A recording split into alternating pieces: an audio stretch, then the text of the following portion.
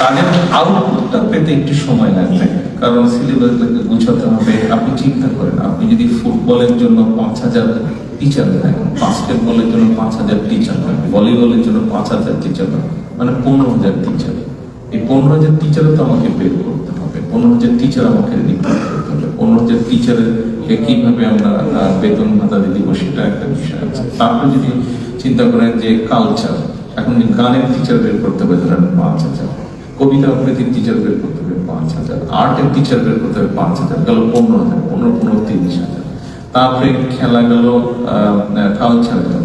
এখন যদি আপনি অন্য আরো সাবজেক্ট যেমন আমরা জাপানিজ ভাষার টিচার বাংলাদেশে পাচ্ছি না, এখন আমরা চেষ্টা করছি অনলাইনে জাপানের সাথে কানেক্ট করে কি করা যায়। ইটালিয়ান পেয়েছি আমরা এনাফ টিচার পাচ্ছি না, সেই জন্য একটু সময় লাগছে, কিন্তু দেশের ভিতর থেকে আমরা চেষ্টা করছি টিচার। অর্থাৎ কাজগুলো শুরু হয়ে গিয়েছে, কাজটা শুরু হয়েছে। ইনশাআল্লাহ আমরা আশা করছি আল্লাহর রহমতে যদি ঠিকঠাক মতো এগোতে পারি, আগামী বছর থেকে এই সিলেবাসটা ইন্ট্রোডিউস হচ্ছে, আগামী বছর থেকে পাচ্ছে।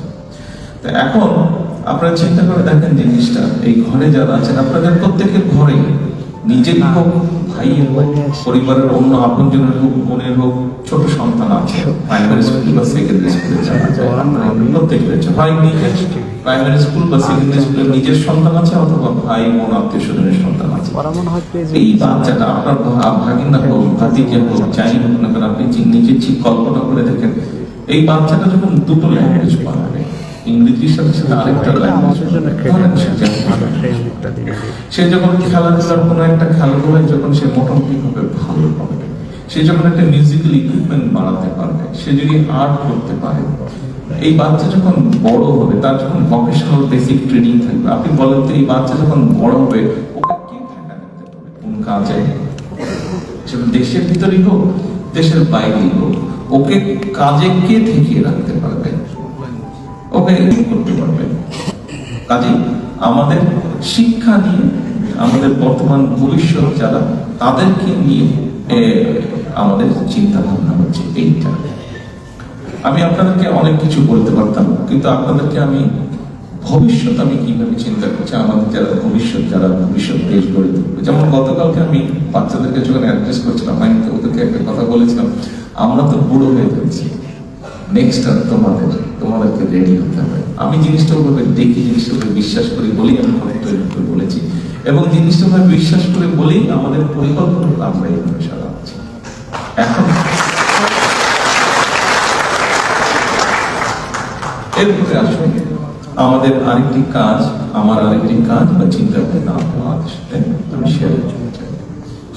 সেটি হচ্ছে, এর মধ্যে আপনারা দেখেছেন আমরা সারা বাংলাদেশে খাল কাটার কর্মসূচি দিয়েছি। দেখলাম ব্যাপারটা নিয়ে অনেকে বেশ হাসি ঠাট্টা করছে। আমার পরিষ্কার মনে আছে, আব্বা যখন শুরু করেছিল তখন তো অনেক ইয়াং ছিলাম আমি, কিন্তু মনে আছে পরিষ্কার যে একদিন আমি পেপারে পড়ছিলাম যে তৎকালীন ইদানিং অনেকে কিছু কিছু কথাবার্তা বলছে, তো কথাবার্তা বলছে, ঠিক আছে বলবি, সবাই তার আমাদের মতন বলবে না, যার যেটা ইচ্ছা বলুক, কিন্তু আমাদেরকে আমাদের কাজটা করতে হবে। এর মধ্যে আমি দেখলাম বেশ কয়েকটি টিভি চ্যানেল এবং অনলাইন নিউজ আমি দেখলাম তারা নিউজ করছে বিভিন্ন জায়গায় আমরা খাল কাটাতে শুরু করেছি। আমরা তো খাল কাটা শুরু করলাম রোজা থেকে, খুব বেশি টাইম আমরা পাইনি, কারণ বর্ষা চলে এসেছে, অনেকগুলো খাল, বা মোটামুটি ভাবে বেশ এই পর্যন্ত 1000 কিলোমিটারের মতন সারা দেশে খাল কাটা হয়েছে। আমাদের খাল নতুন করে কাটা পুনর্ভরণ মিলিয়ে 1000 কিলোমিটারের মতন এবার হয়েছে। আমরা এখন